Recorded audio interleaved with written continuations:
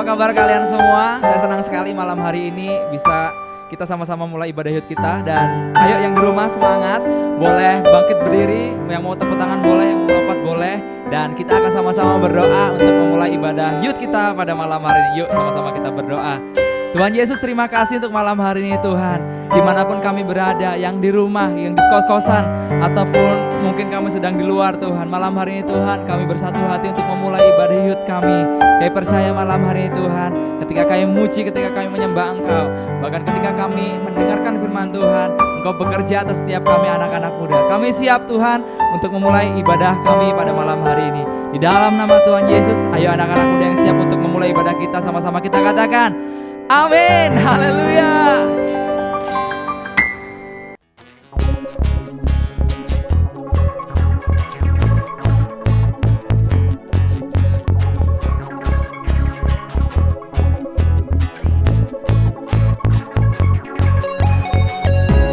Sekalipun aku berjalan dalam kesesatan, mataku tetap tertuju kepada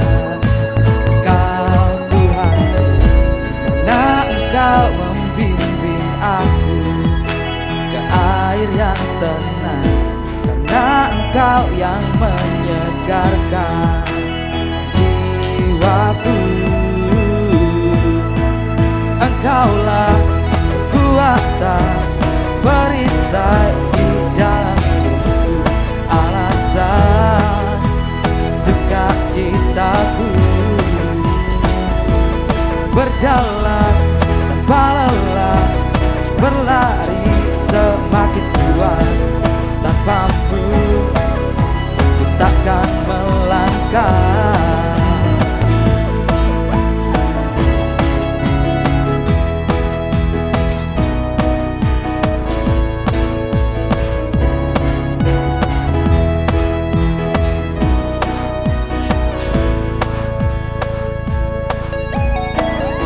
Sekalipun aku berjalan di dalam kesesatan, mataku tetap tertuju kepada Kau Tuhanku. Nah, Engkau membimbing aku ke air yang tenang, nah Engkau yang menyegarkan jiwaku. Engkaulah kekuatan perisai di dalam hidupku, alasan sukacitaku. Berjalan tanpa lelah, berlari semakin kuat. Tanpamu ku takkan melangkah.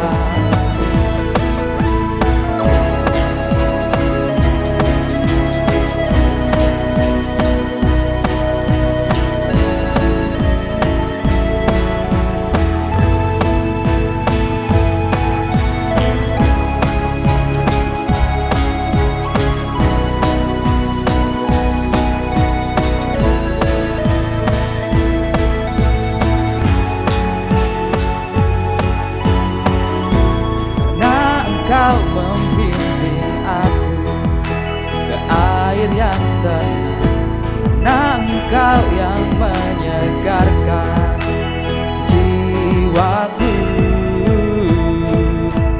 Engkaulah kekuatan perisai di dalam hidupku, alasan sukacitaku.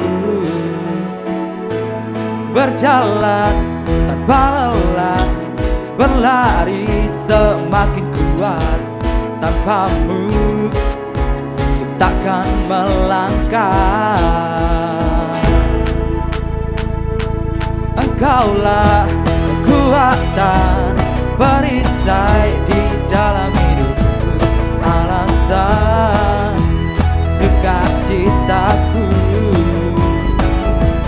Berjalan tanpa lelah, berlari semakin kuat. Tanpamu ku takkan melangkah. Tanpamu ku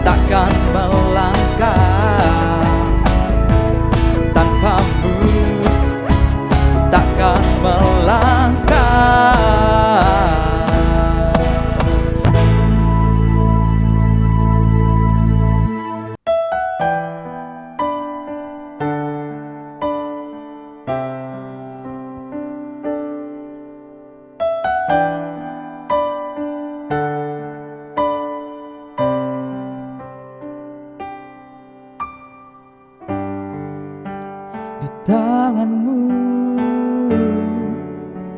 Ini janjiku segenap hidupku untukmu. Kau mengatur jalan hidupku, ku milikmu selamanya.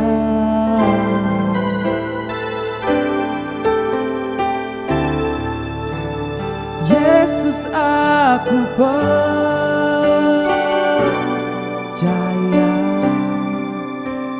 Yesus, aku milikmu.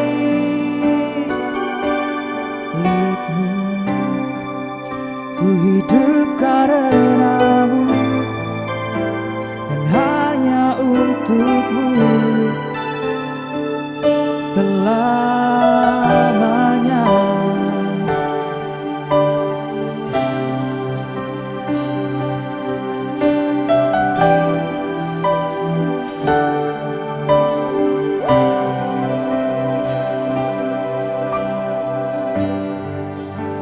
Kemanapun ku bersamamu, lewat suka dan duka, bukan hidup dalam jalanmu dengan janjimu selamanya.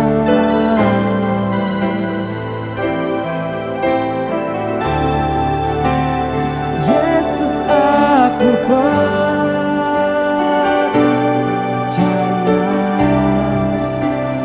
Yesus, aku milikmu.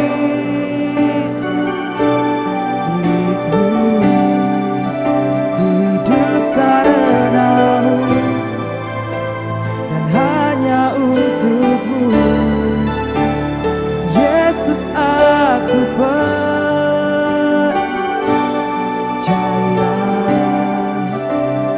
Yesus, aku milikmu.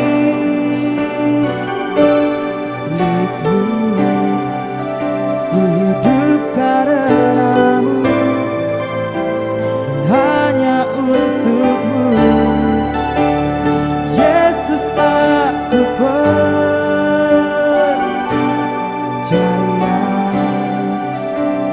Yesus, aku milikmu.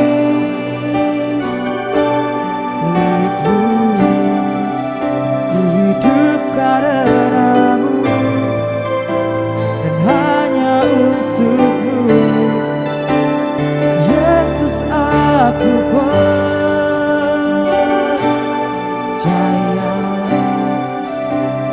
Yesus, aku milikmu.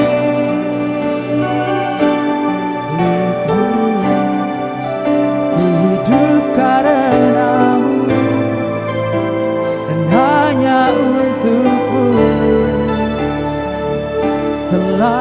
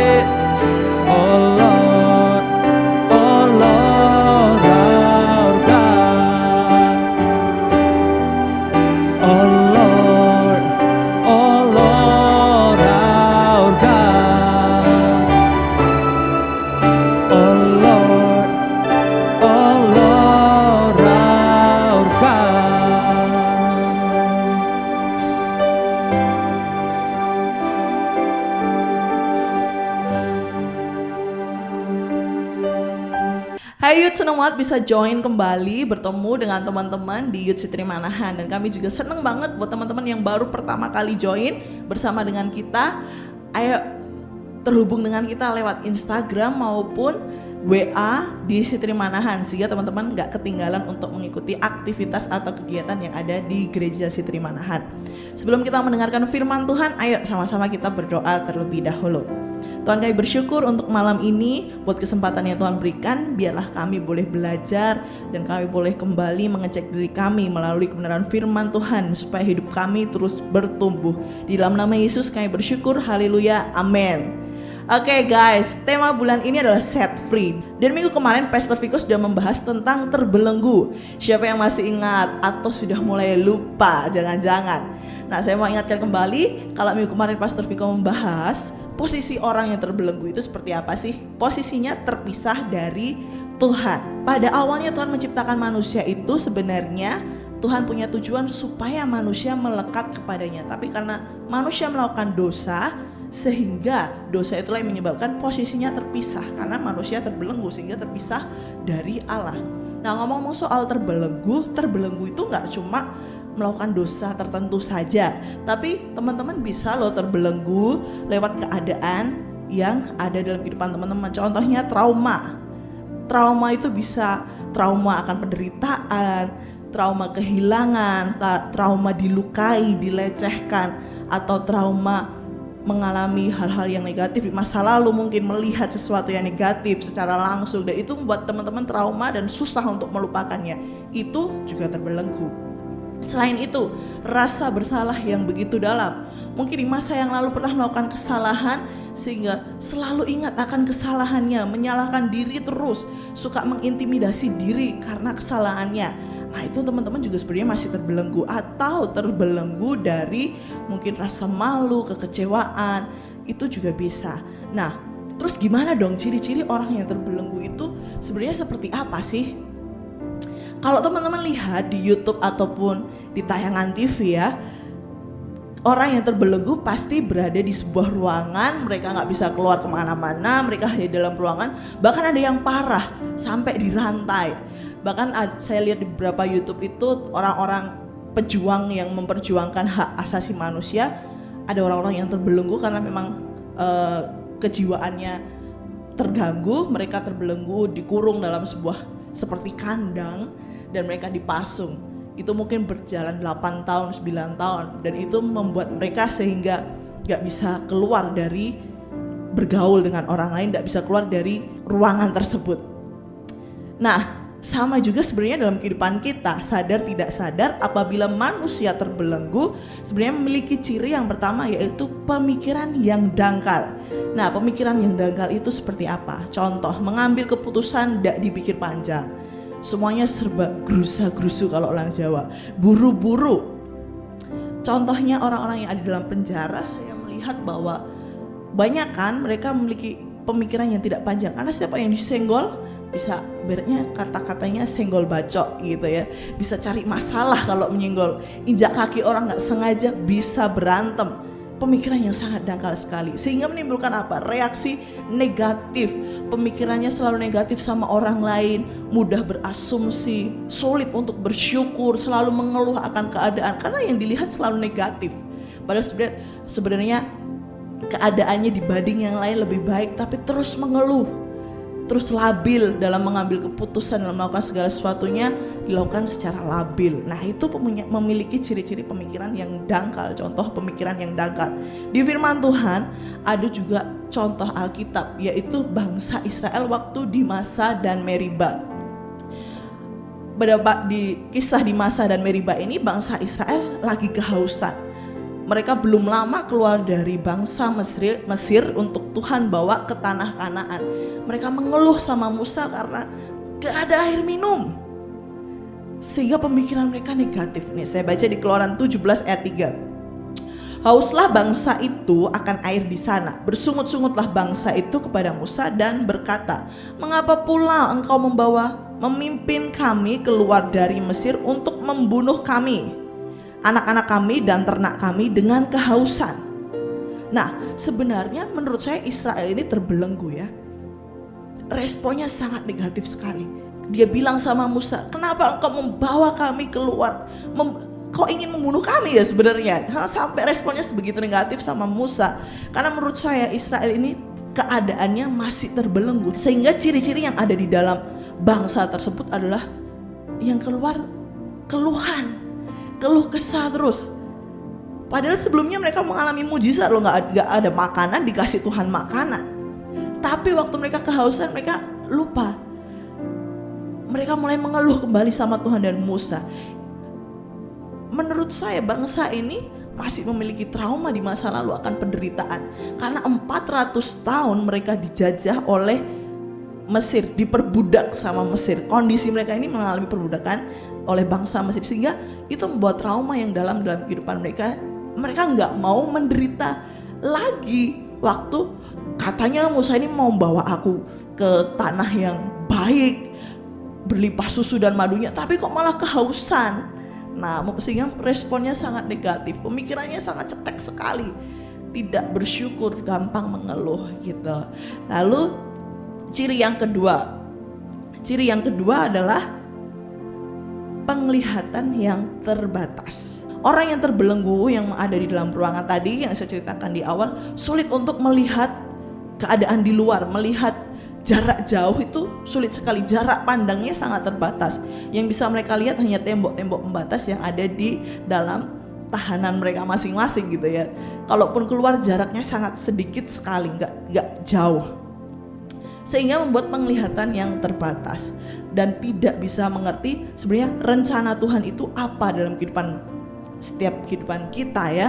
Kalau kita nggak bisa lihat rencana Tuhan atau janji Tuhan dalam kehidupan kita nggak bisa lihat sebenarnya Tuhan tuh sebenarnya baru ingin menggenapi nih, dikit lagi janjinya tergenapi dalam kehidupan kita. Tapi karena kita nggak bisa lihat, akhirnya kita malah semakin jauh dari rencana dan janji Tuhan dalam kehidupan kita. Sama seperti 3 orang Israel yang lagi dalam perjalanan dibawa Musa mau ke tanah Kanaan, keluar dari Mesir mau dibawa ke tanah Kanaan. Tiba-tiba ada sekelompok orang, dan orang ini menurut saya orang yang sangat berpengaruh ya, karena mereka adalah orang Lewi. Orang Lewi itu pada saat itu orang-orang yang melayani di kemah pertemuan, atau kalau kemah pertemuan itu kayak tempat ibadahnya pada zaman Musa. Mereka ini orang-orang keturunan Lewi, tapi mereka bangkit menentang Musa karena mereka nggak bisa melihat keadaan yang sedang Tuhan rencanakan. Mereka hanya melihat keadaan mereka saat itu saja. Kita baca di Bilangan 16 ayat 12 sampai 14. Adapun Musa telah menyuruh orang untuk memanggil Datan dan Abiram, anak-anak Eliab. Tetapi jawab mereka, kami tidak mau datang. Belum cukupkah bahwa engkau memimpin kami keluar dari suatu negeri yang berlimpah-limpah susu dan madunya untuk membiarkan kami mati di padang gurun, sehingga masih juga engkau menjadikan dirimu Tuhan atas kami. Sungguh engkau tidak membawa kami ke negeri yang berlimpah-limpah susu dan madunya, ataupun memberikan kepada kami ladang-ladang dan kebun-kebun anggur sebagai milik pusaka. Masakan engkau dapat mengelabui mata orang-orang ini? Kami tidak mau datang. Begitu jawabnya Abiram, Datan waktu dipanggil si Musa. Sebelumnya ada juga Korah yang bangkit menentang Musa karena kok ini sebenarnya mau bunuh kami ya. Alasannya apa? Mereka bilang, masakah engkau mau mengelabui mata kami? Apa yang mereka lihat, apa yang sedang mereka pandang bukanlah rencana Tuhan, melainkan keadaan mereka saat itu. Mereka gak bisa lihat rencana Tuhan yang besar dalam kehidupan mereka. Padahal sebenarnya Tuhan mau bawa loh ini ke sebuah tanah yang tanahnya ini sangat baik. Tapi mereka gak bisa lihat rencana Tuhan. Sehingga apa? Waktu mereka gak bisa lihat, mereka menentang Musa, menentang pemimpinnya, menentang Tuhan.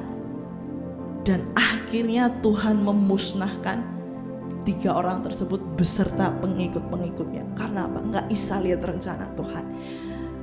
Satu-satunya kisah dalam firman Tuhan yang menurut saya cukup ngeri ya, karena sampai bumi terbelah dan menelan mereka secara hidup-hidup. Baru kisah ini loh yang sampai ada orang ditelan sama bumi secara hidup-hidup. Saya bayangin itu kayak film 2012 ya, zaman saya dulu pasti ngerti film 2012 itu begitu ngerinya sekali, dan itu terjadi di firman Tuhan. Karena apa? Karena ketiga orang tersebut tidak bisa melihat rencana Tuhan. Mereka masih terbelenggu, kehidupan mereka belum terbebas, belum mengalami kemerdekaan di dalam Tuhan. Nah selanjutnya, ciri selanjutnya itu jalan di tempat. Wah, jalan di tempat ini berarti Anda sedang berpikir Anda bergerak, padahal sebenarnya masih di tempat. You think you are moved, but you are not. Kalian hanya stuck di tempat, tidak kemana-mana. Sehingga keadaan yang stagnan, tidak kemana-mana, membuat kalian tidak maksimal. Apa yang kalian kerjakan rasanya cuma segitu-segitu aja, tidak mengalami pergerakan. Pemikiran kalian mengalami pergerakan, tapi kenyataannya tidak ada progres sedikit pun. Karena apa?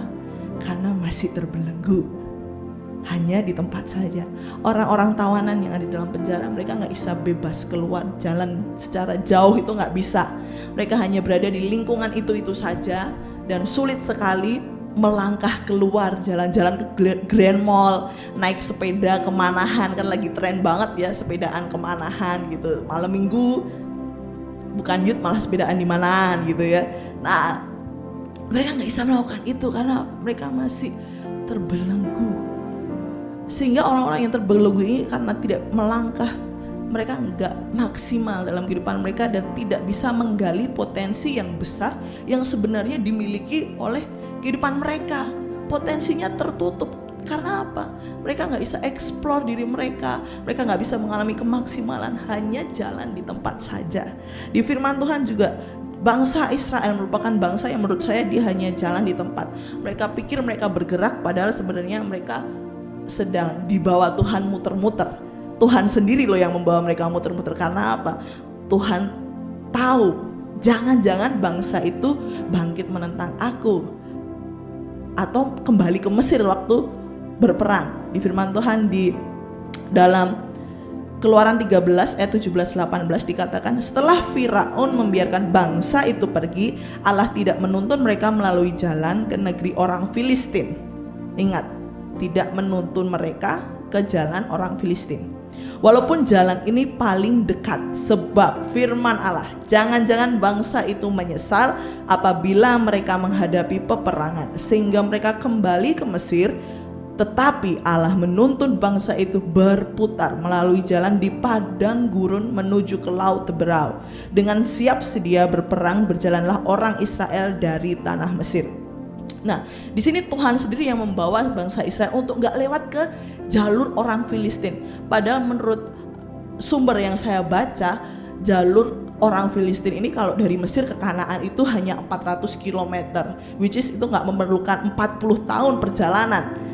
Paling ya 1 tahun lah, paling lama banget itu 1 tahun kalau lewat jalur orang Filistin, jalan orang Filistin, karena itu jalur tercepat. Tapi Tuhan gak mau bawa bangsa Israel untuk melewati tanah tersebut. Kenapa? Karena dikatakan bahwa jangan-jangan bangsa itu menyesal apabila mereka menghadapi peperangan dan menentang Tuhan. Sehingga Tuhan tidak menuntun mereka ke jalur yang tercepat, tapi Tuhan bawa muter-muter. Bahkan saya membaca rute perjalanan bangsa Israel ya keluar dari tanah Mesir, itu ada beberapa rute yang mereka tuh kayak muter, udah naik, turun lagi, naik lagi, baru turun lagi, muter. Jadi bener-bener ada di satu titik itu muter. Saya melihat bahwa bangsa itu sebenarnya bergerak, memang kelihatannya bergerak, tapi mereka tidak mencapai tujuan atau visi rencana Tuhan dengan tepat. Mereka masih muter-muter aja. Nah, jangan sampai kita menjadi orang-orang yang seperti itu. So guys, are you that one? Apakah kalian salah satu dari ciri-ciri yang saya sebutkan tadi? Pikiranmu dipenuhi dengan hal-hal yang sangat negatif, mudah berasumsi akan orang lain.